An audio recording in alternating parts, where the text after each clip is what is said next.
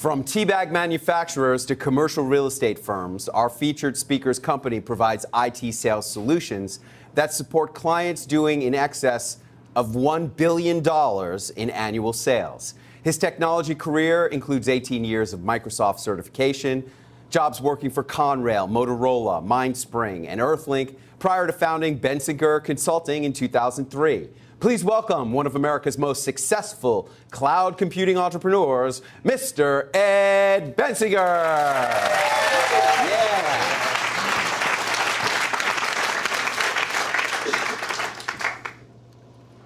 Entrepreneurship Club of Harvard Business School. Wow. If my family could see me now. I grew up in Lebnin, Pennsylvania. You might pronounce that Lebanon. But those of us who grew up in the Pennsylvania Dutch country, we pronounce it Lebnin. I grew up on Pennsylvania Route 72, at the bottom of a hill. Now, Pennsylvania Route 72 is a pretty busy trucking route. At night, trucks would come barreling down the hill, shaking our house on a regular basis. One night, our house shook a little more than normal. In fact, it actually shook me right out of bed. Next thing you know, I hear screaming coming from the front porch. I go downstairs, and there's my stepdad. Hungover from his normal night of drinking and gambling at the club. He's yelling at a truck driver who just took out the corner of our house. I heard things a 12-year-old boy should never repeat. So we have this hole in the side of our house. As trucks keep coming down the hill, shaking the house, the hole keeps getting bigger and bigger and bigger. So the trucking company's insurance company did send us a check to fix that hole. However, my stepdad was sure he could double that money at the club. I guess you figured it out. It didn't work out too well. Finally, my mom took the matter into her own hands. She went outside with a roll of duct tape, and she duct taped the whole side of that house together to keep that hole from growing. Well, one day my aunt came over, and she worked at City Hall. She looked at us, and she goes, "Everybody's talking about my white trash family that lives in a duct tape house." They stuck with me for a long time. So right out of high school, I got a job at the local steel foundry. See, growing up in Lebanon, if you get a job at the steel foundry, you're set for life. But I knew that wasn't a life I wanted. I wanted something different.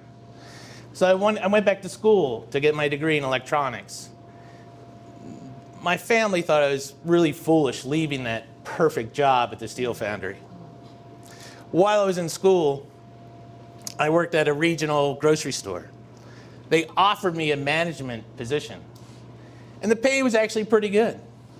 In fact, it was more than my mother ever made in her entire life. She really wanted me to keep that job. But again, I wanted something different. After I graduated, I got a job on the railroad as a signalman, and I was out there replacing old analog equipment with new state-of-the-art digital equipment.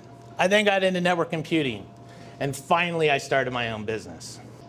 It was a long road from the foundries of Pennsylvania to now providing my clients with rock-solid solutions to drive their business. Now, I was invited to Harvard here today not only to talk about my duct tape life, but to talk about my solutions that enable my clients to hire sales organizations and gross and over $1 billion a year in revenue. In 2009, Bensinger Consulting became the first Microsoft partner in the state of Arizona to achieve the certification in virtualization. This put Bensinger Consulting on the leading edge of technology for the cloud. Our solution allows our clients to quickly and easily spin up new virtual workspaces as their business grows. We utilize economies of scale. We invest heavily into security, redundancy, and failover systems. This provides our clients security against ransomware, malware, viruses that really destroys people's lives and businesses. Now, I'm proud of the circumstances I was able to overcome to achieve my dream.